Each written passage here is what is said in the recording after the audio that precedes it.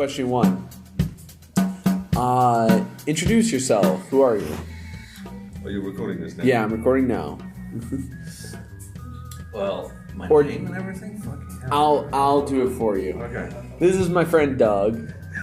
You're like 40-ish. We'll say 40-ish, okay? I'm 43. 43, okay, cool. You're from the UK, right? Yes. What city are you from? Southampton. Southampton. You're a teacher, right? Indeed, yes. Right. And how long have you been in China? I've been here 3 years now, or just a little bit over 3 years, so I was 40. So the cliche, yes. Midlife crisis, maybe. Yeah, that's why I want to talk to you specifically, just because like you have such a different story. Most of the people I talk to, they're like, sub 30, kind of just fucking around, doing nothing and shit. And your story of how you wound up in China to me is really, really interesting and kind of parallel to mine. I'll tell my story. Before coming to China, I mean, I was like out of work, living in a studio apartment. I wasn't destitute by any means, but I wasn't making money. I would make I'd make $2,000 or $3,000 a month and spend $2,000 or $3,000 a month. I wasn't going anywhere, and I knew something had to change. What was your say 18 months before coming to China? 18 months before coming to China. Or six whatever. Months. Well, no, 18 months before. 18 months is going back a bit far. Maybe 6 months to a year. Yeah, definitely. Yeah, severe breakdown in my marriage, for sure. But yeah, I suppose you could say that I reached a point in my life where I knew I was heading for a hell of a crash, and I had no power. It felt like I had no power to stop anything. The wheels were already in motion, and I realised that.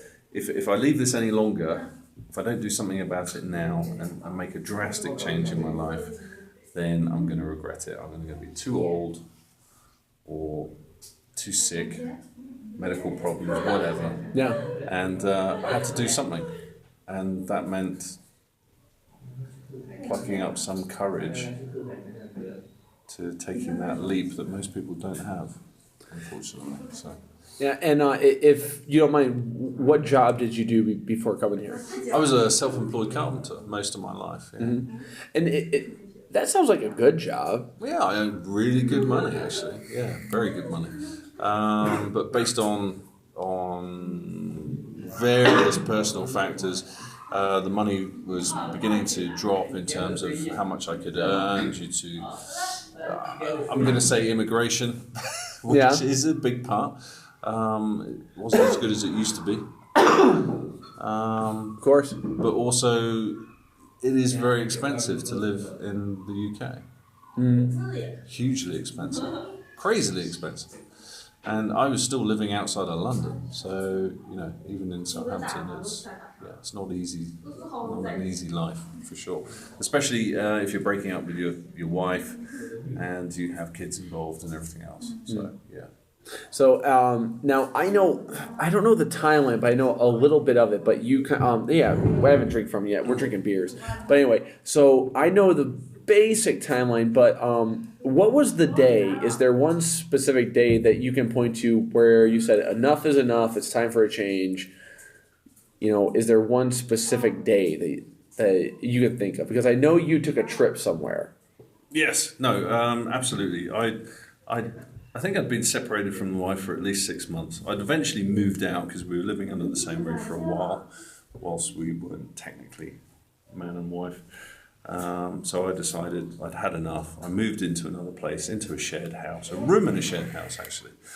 It was okay, it wasn't great, but it was pretty demeaning, to be honest. And I needed to get away. I needed to go on holiday for a week somewhere, just to get away from work, just to get away from everybody. So I decided to pick up on a cheap flight to Bosnia. Which I think is so cool. Places. Yeah, I think that's so cool.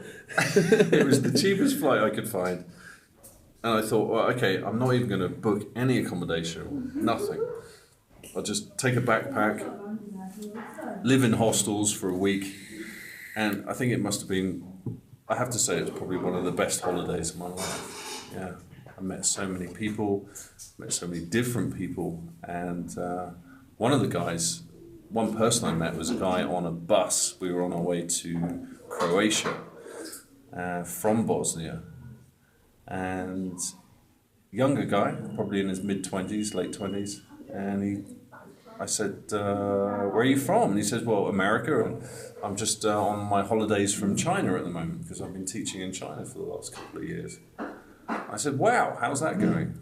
And of course, one thing led to another, and from that point I was absolutely hooked. Yeah. And it just seemed like fate. It's an amazing, amazing turn of events.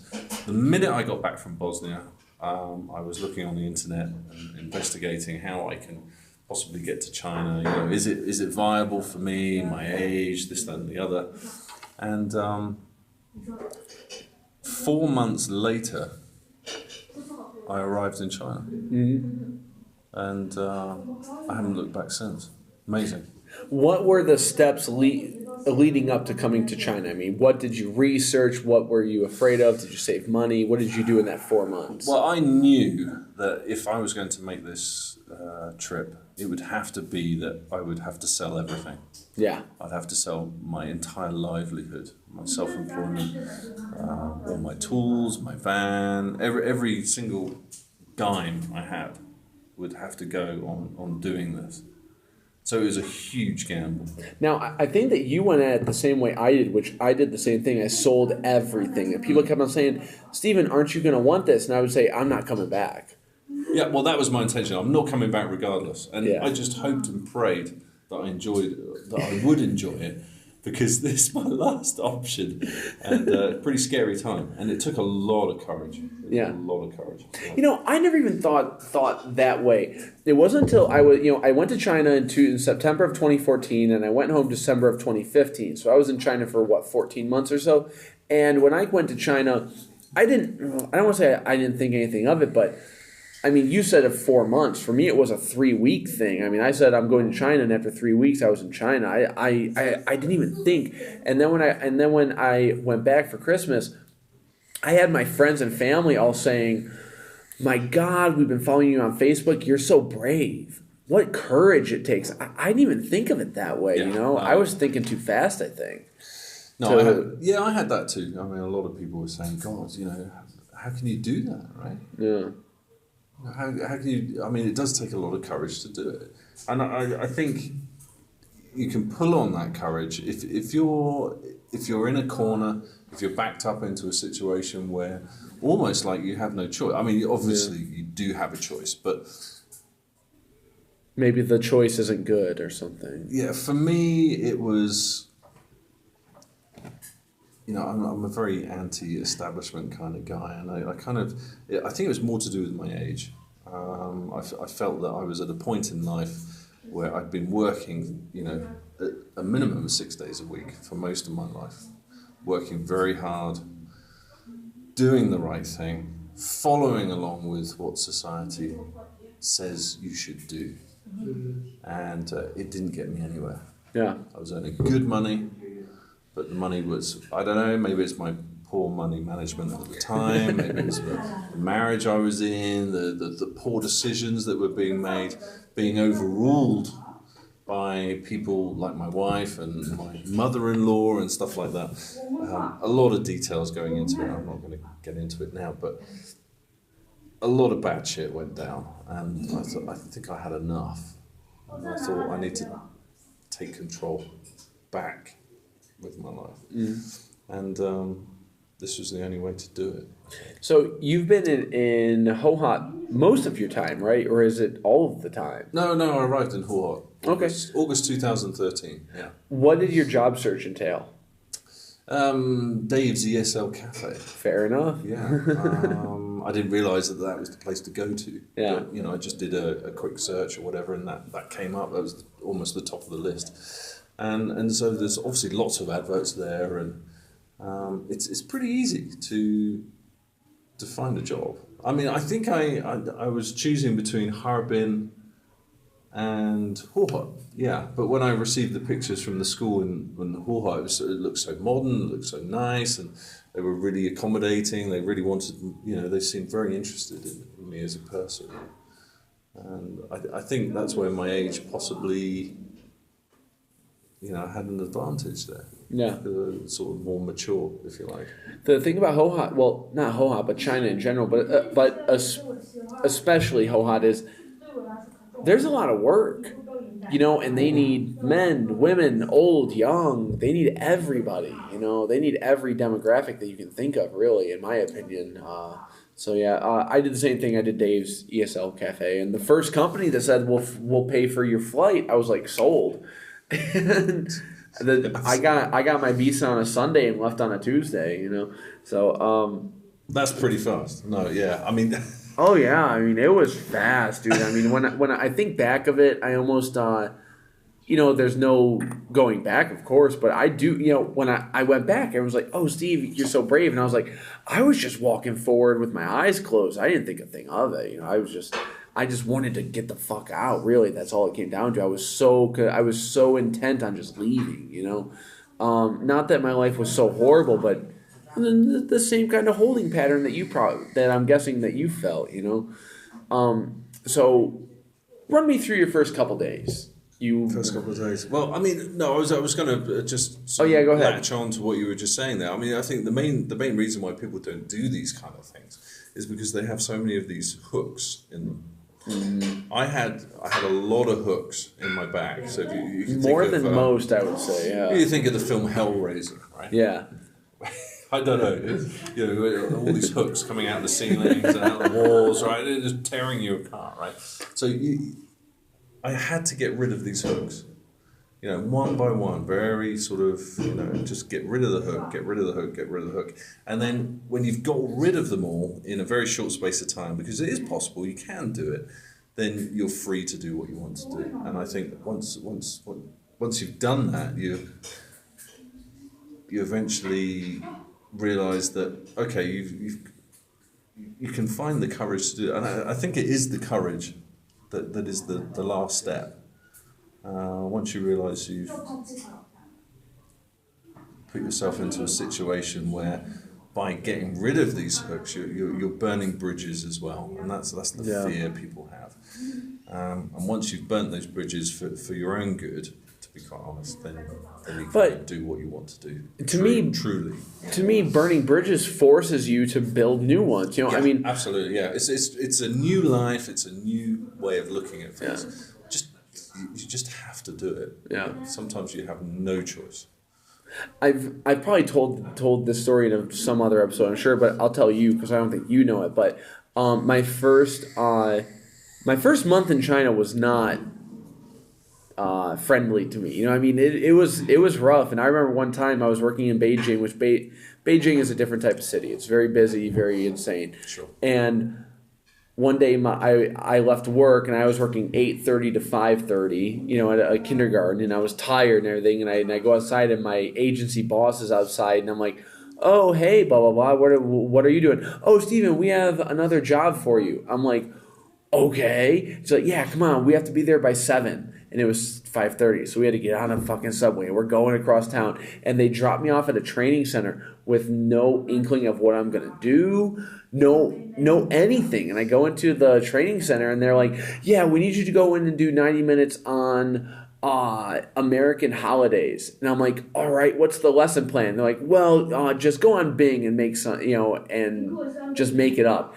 And I'm like, "Oh my, what the fuck?" And oh yeah, and class starts in 2 minutes, And I go in and I jump and I do the whole thing, and it's 8:30. I get out, and I remember I had a bag of grapes in my bag, and I hadn't eaten all day, and I had a bag of grapes, and I'm on the subway going home, and there's no seats, and it's a 50-minute ride home, and I just slumped down on the floor, and I'm eating grapes on this Beijing subway, just thinking, what the fuck have I done? I left my home to come to this, but I took the initiative and made the right choices, and it's paid off in a big, big way, I don't know where that goes or anything, but just it is scary. It can't, were you ever scared when?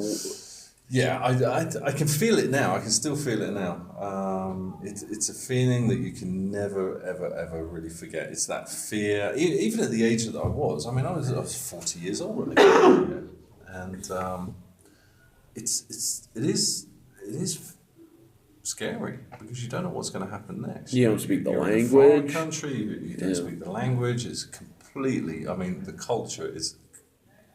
Initially you think it's completely backwards. I still kind of do. Well, there is many people, yeah. But yeah, fortunately, the people that I hooked up with the school that I was with, they did look after me really well. And I will be eternally grateful for them. Because I could have had it a lot worse. I think possibly you may have had it worse than me. But they did look after me, treated me really well. Initially, for sure. But then there comes a point when you have to fend for yourself, and that's when I suppose the culture shock kicks in. Although I'm not sure I actually felt that way. I didn't have a lot of it, but it hits people in different ways for sure. Yeah. So going back to the first week, what is your first week like? You land. You've never been in China. Had you ever gone to Asia in general, like Thailand or anything? At that point, first time ever. Just Europe, America a couple of times.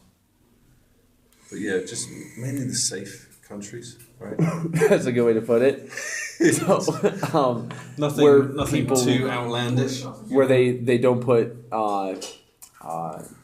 fish and fruit and chocolate on pizza and shit. Yeah, that's right. Yeah, I mean, you got to understand. I come from a culture where these kind of places, generally speaking, unless there's a beach involved, you don't go. You don't go, right? Who would want to go to somewhere where there's no beach, right? it's fucking ludicrous. What did you know about China before coming? Well, not a lot. I mean, I had an admiration for China. I got Chinese tattoos and stuff like that. You're one of those people. I'm a kind of Bruce Lee fan. I grew up with his movies and stuff like that. So I'd always had some kind of connection with China, I think.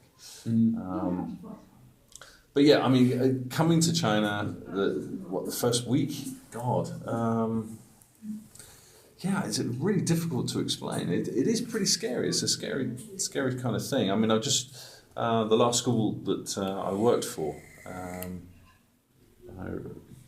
recruited one girl from California, and she was fresh out of university, and basically, I'd already been in China sort of 2.5 years when this was going on, and talking to her on Skype and trying to sort of fill her with enough confidence to come over to the country in order to work for the school. It was difficult, right? I mean, I could tell that she was going to have a hell of a shock, for sure. But I knew in the long run it would do her the world of good, as it did for me. And the first sort of month in China for me was difficult. But it was doable. It was manageable. I was a lot older. I wasn't kind of a crybaby. I think no SJW or anything like that. So. I tell people all the time, like, if you get offended at cultural difference, like, don't come to China. But I just lost my train of thought. But we are drinking. But pretty good beer, by the way. It's good. It's good. I'm getting pretty drunk now. So. Yeah, it's good beer. So oh God, I just lost all my train of thought. I'm gonna have to cut all of this out. But I think that Hohhot is a lot easier to slide into than like Beijing. I mean, living in Beijing is. When I came to China, I wanted something completely different. Well, Beijing is 20 million fucking people. It can't be more different if it tried. And I think that was too much of a shock for me. I think that Hohhot would have been a little easier. You know what I mean? Just curious, what was your first meal? My first meal. Well, I mean, you talk about, before we get to that, you talk about the shock of getting here. I mean, I honestly thought Hohhot was just a small town or city. Which in China it kind of is. It is. But to us, it's like gridlock traffic and tons of shit. I mean, for me coming from the UK, War is huge. It's Yeah. massive. Yeah, and I've lived in the country all my life. You know, when I say the country, the countryside, the forest. You know, I had no neighbours. I had trees all around me. You pass by cow fields on your way to work. Absolutely, yeah. It's a I'm pretty- kind of the same way, similar. It's a fantastic way, and you know, I'm not a city guy. I don't enjoy that kind of life, and so that was a big shock for me. You know, feeling very insignificant amongst all these people within. This is just the rat race. That's what I was trying to escape from, essentially. But I grew to love it. It was good. It was a transition. Maybe, you know,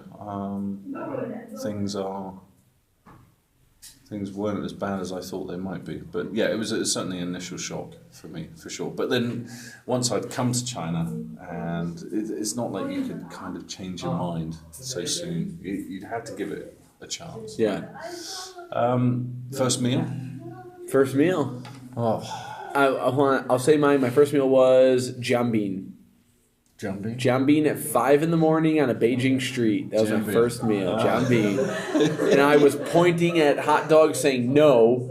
And I didn't know what money is worth, so I give him 100 kwai bill for this fucking jambin that cost 5. You got ripped off. No. He was honestly, I can honestly say in China, nobody.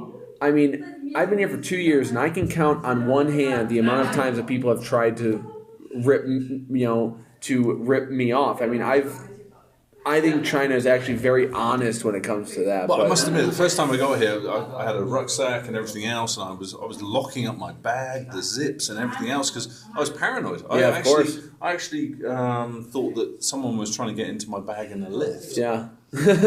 Several times. Yeah, and it was because I had left my zip open on Yeah. my bag. I thought someone was trying to open the zip on my bag. And I went through a couple of weeks of that, and also when I was giving money to a cashier for stuff that I had paid for, and sometimes she would shortchange me. And it's only happened a couple of times, but at the time I was convinced that they were trying to rip me off. Yeah. But as time has gone on, I've appreciated that that's not the case, and that they do make genuine mistakes, and it's not. But I'm not saying that doesn't happen. The taxi drivers, they'll take the long way home and Possibly, everything. possibly. Yeah, of course. Yeah, but in the grand scheme of things, it's nothing.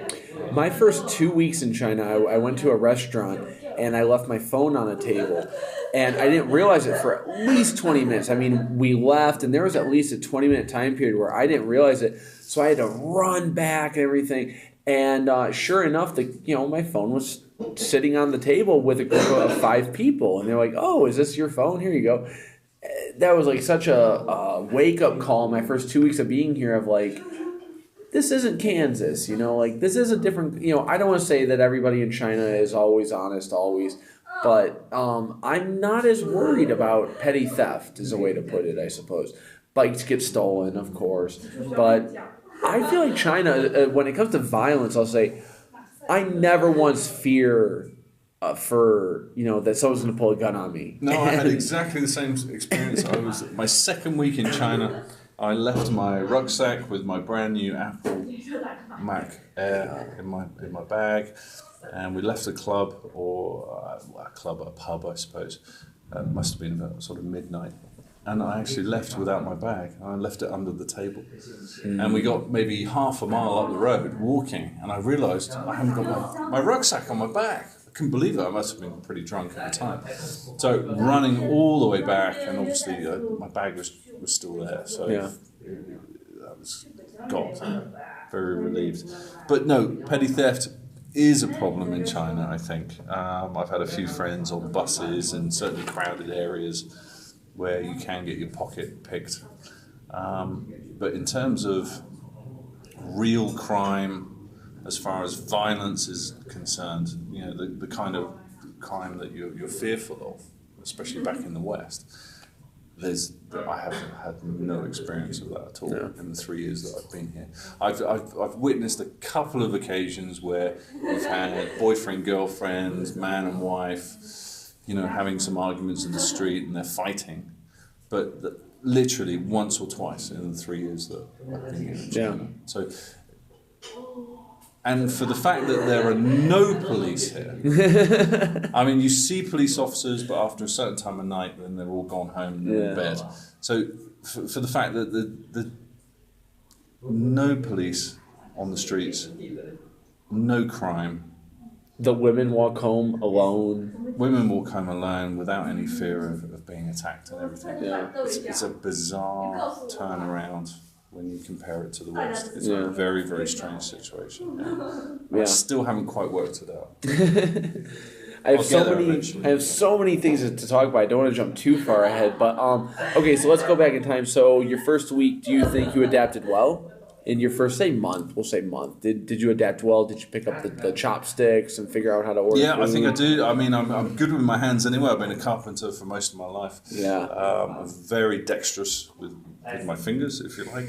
So, yeah, chopsticks was a problem to begin with. It is for everyone. I mean, I wish I'd practiced a little bit more before I came to China, but within I came a to month. China with actually a pretty good knowledge because I had a Japanese exchange student who, but this goes back years. But so, what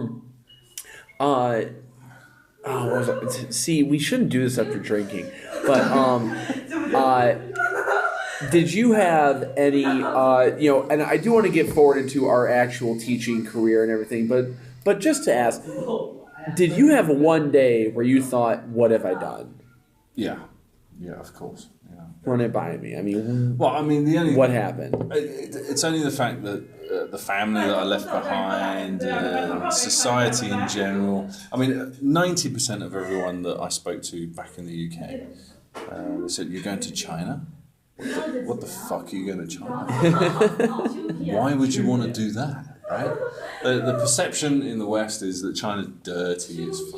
Why would you want to do that? What possible benefit to you could there be? And although as I said, a good 10% of people, minority of people, said, "Yeah, it's great opportunity. You should do it. Go."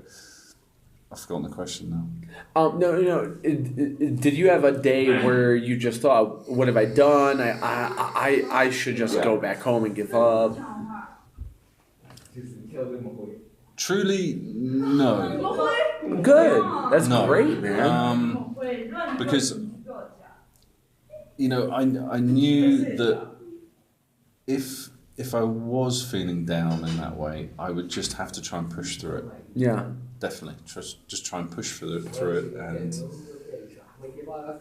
realize that it's going to get better. You're always going to go through that sort of initial sort of struggle and breakthrough. But I knew by learning a little bit of the language and just being a little tolerant. See, this is the main thing. If you're too tied into your own culture back home, and you have these sort of draconian visions of how life should be, and you're not open-minded enough, you're never going to survive in China. You've got to adapt. You have to be flexible in order to progress. This is a leading question a bit, but were you shocked at how open China is? Open?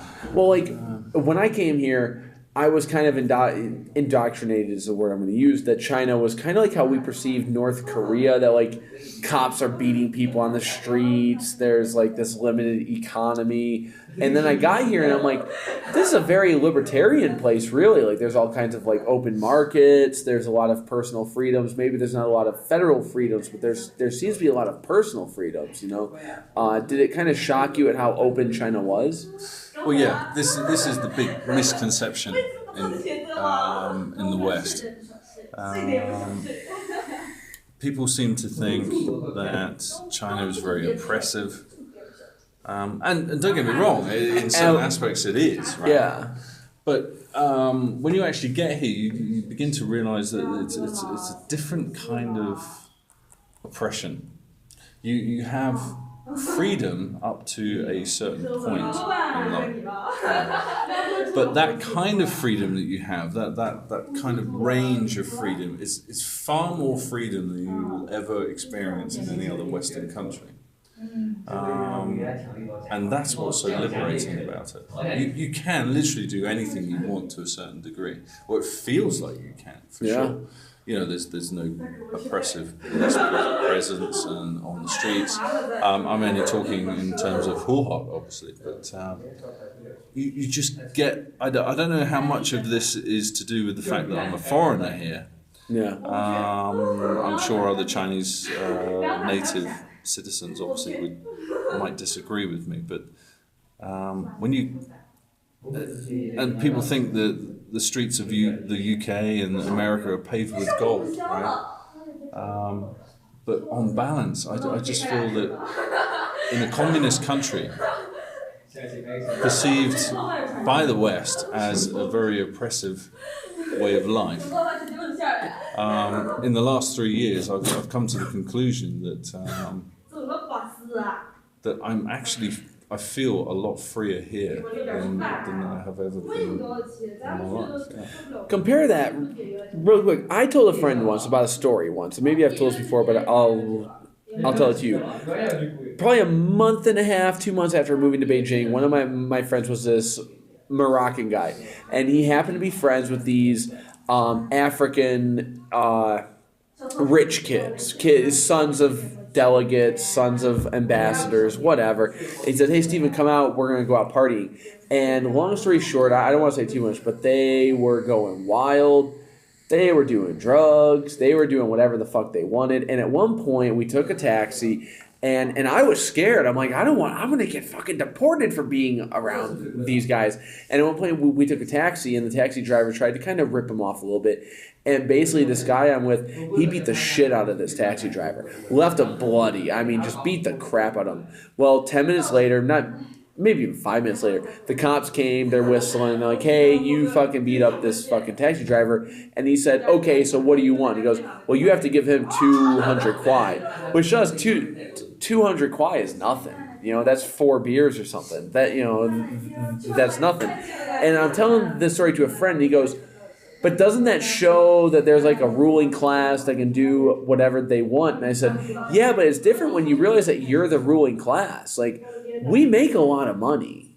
Don't you, like, in my opinion, teachers make a lot of money in China.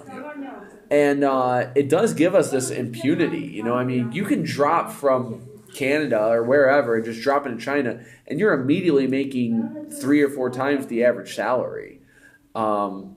I don't know where I'm going with this, but it's part of that freedom in that, by being a foreigner and just having all of this money, it's kind of like the sky's the limit. Like, I walk into bars like, Yummy Box, and I know that I'm going to bring friends who are going to order so many beers and so much pizza that I can say, "Hey, Boris, we're going to go upstairs and we're going to play poker till 4 in the morning." And they aren't going to stop us. We can do anything we want. We can gamble and smoke and drink and do anything we want. I love it. I don't know where I'm going with this, but just it is a different world. That's the exchange of ideas, isn't it? I mean, we're new to the country. I mean, this is talking all about the diversity of China, right? And how rare sort of the foreign content of this country is. When we come from the West, it's a very diverse society. We're very, shall we say, acceptant of the different cultures around the world. But when we come to China, where, as you have said in the past, 95% and higher of China, they haven't seen, not used to any kind of Western culture living amongst them. And so, we do have this kind of celebrity status. Yeah. And it really does feel, it doesn't take long before, as you have said in the past, where you're stopped in the street and people are taking photographs of you as if you are a celebrity. And Beijing, maybe not so much, but... No, Beijing, not so much. No, but here, I mean, just a couple hours ago, I was at Carrefour, and I had a family, they ran up a fucking escalator to talk to me, and I had to take like 4 photos. This happened just a couple hours ago. And as a consequence, for some people, for some foreigners that come to China, they may develop some kind of strange ego or sense of, well, I'm better than the rest of the people around me because I'm being treated this way. Yeah. And so, yeah, you might sort of lose track of who you are and why you're here, and yeah, I don't know where I'm going with that. Yeah, it's limits, man. I mean, some foreigners, I don't want to say names or anything. We all know who they are, but most foreigners in town and in China, they love it, they appreciate it, they understand the privilege and the salary that they get. And some people just take advantage of it, But I mean, I like to think that I respect the country, the people, the culture. I like to think that I give back as much as I can, and that's always the goal. Well, anyway, we're getting off topic, but I have 2 more topics, and then we can wrap it up. But what do you think of teaching? Do you like it? I mean, you, like me, you've taught in private schools, you've taught in public schools. Like, what do you think of the teaching profession in China? I love teaching. I think it gets a bad rap in the West. I mean, people in the West, it comes out as, oh, you're going to China to teach because you're not really a teacher, right? Yeah. You're just going to make money. You're taking advantage of their culture, and yeah, a lot of people do that. They come over here and do that. I gotta pause you just to throw it in. The people that do that, they burn out and move after a year. Absolutely, I was going to go on to say that. I mean, most people that come to China who want to teach, they're here. I call them tourist teachers. Yeah. They're here for a year or 2. They're only here to teach because they need to make money to allow them to travel around the country. Mm-hmm. And fair play. That's what they want to do. But what pisses me off, especially in my position now, is that whilst I do agree that I came here on a bit of a gamble in order to try and make a difference in my life and try to change my life based on the situation that I was in at the time, I was wholeheartedly in for it. I put everything into it because to a certain degree I didn't have much choice. But thankfully it turned out really well, and I love the job. I absolutely adore the job. And that feeling of satisfaction when you're improving a student's English to the point where they can actually travel abroad to Australia, to the UK, to America, to improve their life, to improve their opportunities in life, especially in work. The satisfaction is unbelievable. I get a huge reward, and the money is almost inconsequential because you can always earn enough to live here in China. More than you would ever imagine. If I was trying to equate my wages to back home, I'd be extremely rich. But you can't do that. But yeah, it's a very satisfying job, and it's not for everyone, admittedly. I think if I was 20 years younger, I would probably be here for 1 or 2 years and then leave. But it's because that I am the age that I am now that I can actually truly appreciate that what I'm doing is actually making a difference to people's lives. And that's why I enjoy it so much. It wasn't until I had an incident where I was I had a brand new class, and I had it from day 1. So my first day I go into class and I have to teach them hello. You know what I mean? 1, 2, 3. And after 1 year, well, not even 1 year, probably 8 months of class, when the semester form ended, there was a student named Bunny. Now, I'll be honest, I don't like Bunny. Bunny's rambunctious, he's wild, he's hard to control. But after 8 months of class, I'm in class with him, and if I say something, he can repeat after me. But it was on the last day of class.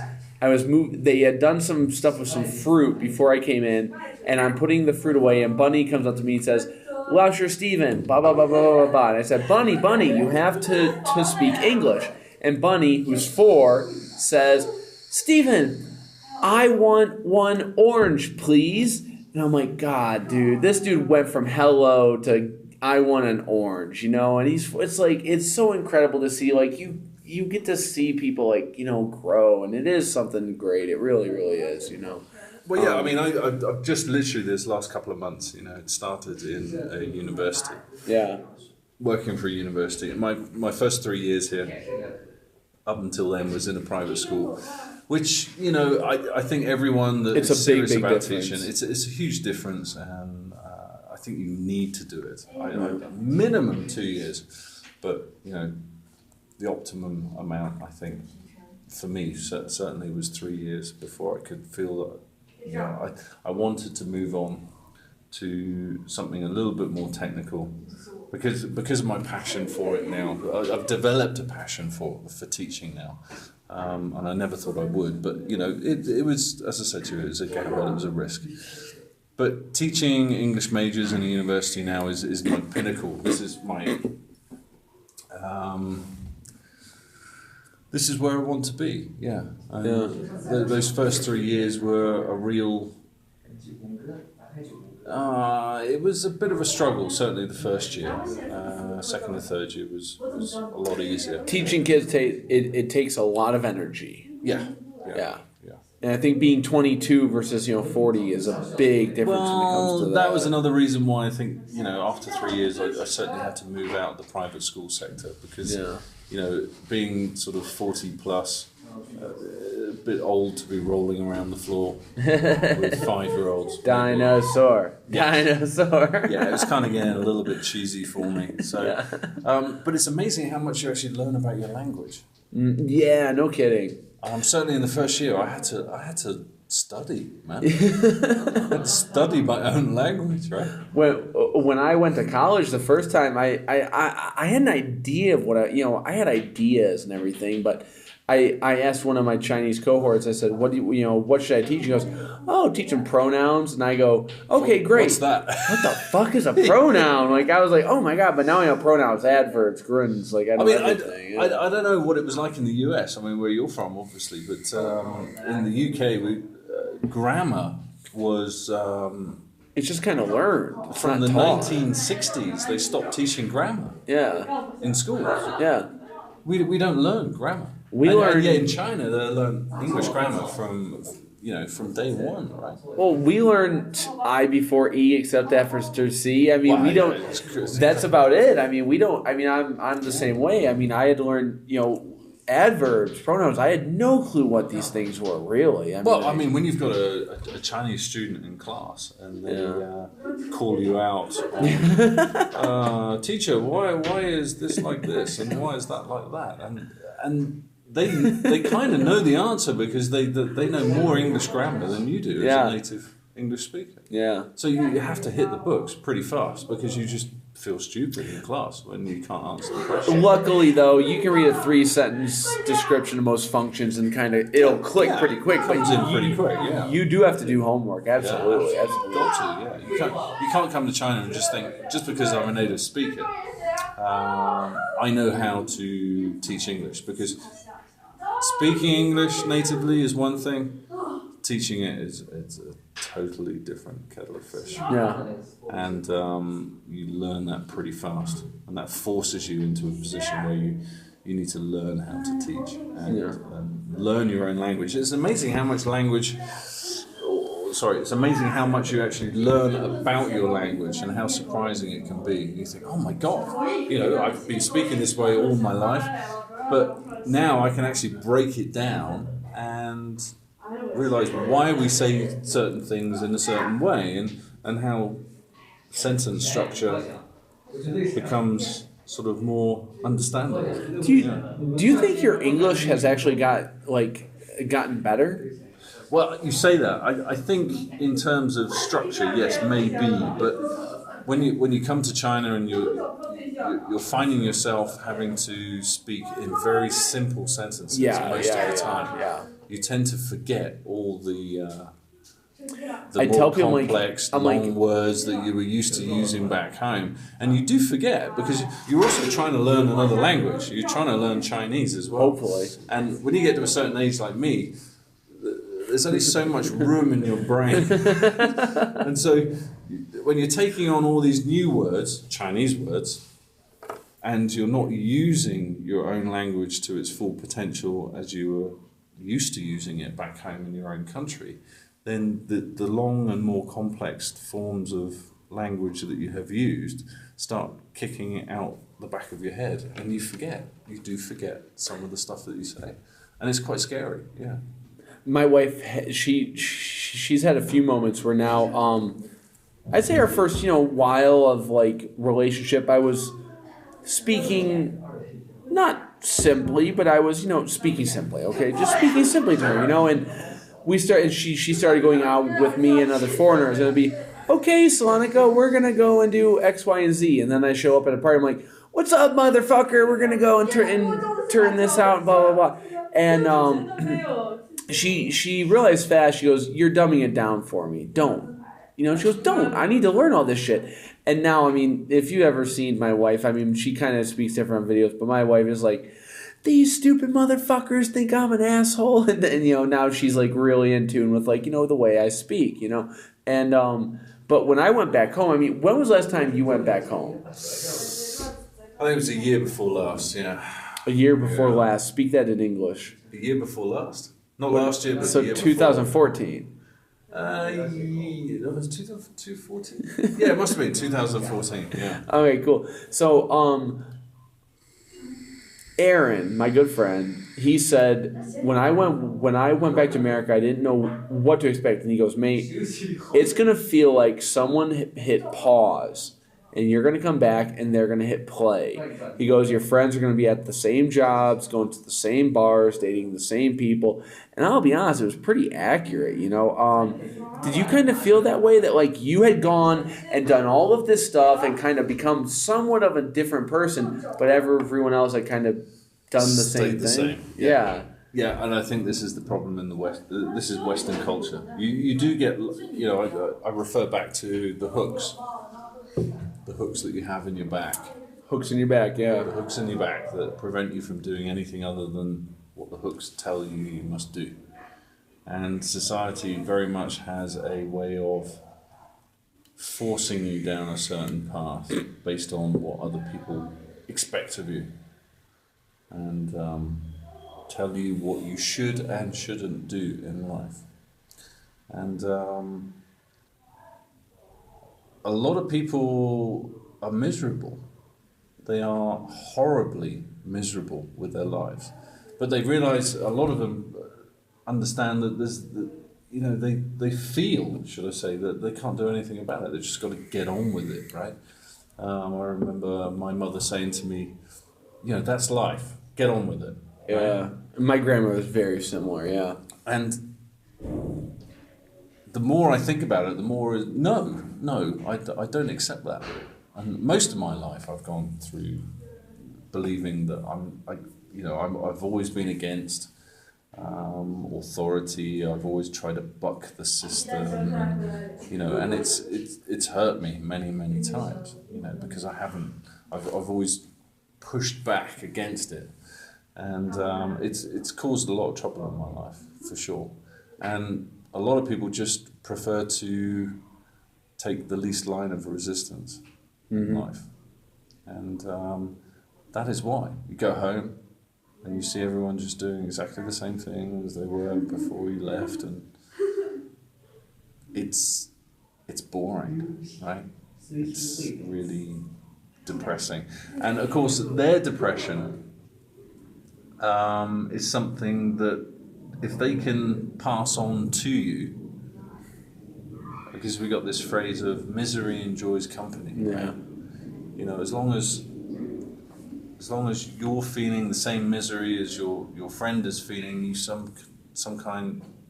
you somehow feel like your misery is being shared, and so that you feel a little bit better by that. So as long as everyone is feeling miserable, then you're all in the same boat, so that's okay. You know, you've hit that sort of benchmark. And it creates a complacency of like you're not competing against anybody. No, you know, you're suppressed. You're submissive Yeah. to life as you know it. Yeah. Whereas here, I feel in competition with everybody. Who's been to the most countries? Who makes the most money? Who's taught in the most schools? You know, I mean, I feel like there's so much competition in a good way. It inspires you. You know, I mean, I could go on and, you know, this is the greatest time of my life. Without a shadow of a doubt. This is the greatest time period of my entire life. Yeah. I have so many friends. I'm doing so many things. And we're all kind of the same mindset of like, let's be cool, you know, let's make a cool group. You know, we actually call it the 8s and above. But, you know, it's a good mindset versus people who are kind of like, hey, well, what are you doing? Nothing. I'm doing nothing. Let's, you know, order a pizza and be done with it, you know, and do nothing together.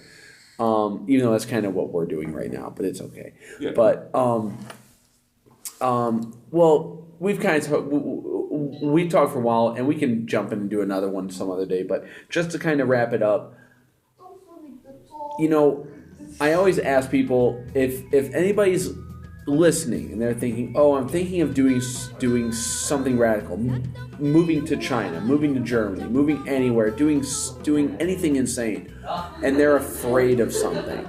Yeah. What do you say to them? What do you say to them? Just it's difficult, isn't it?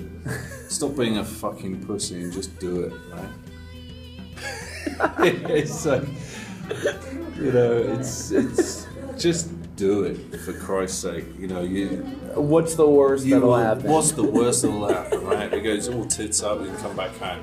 And if you're young enough, if you're in your 20s or even your 30s, like, you can still recover from it. But I can promise you this: if you don't do it, you'll always be regretting it in the future. Yeah. It's a great one. Thank you, Doug. Hey guys, don't forget to like, subscribe, share. My Patreon link should be right down there. And please leave a comment for what videos that you want to see, what you don't want to see. And if you ask me any questions, there's a good chance I'll answer. Thanks for watching.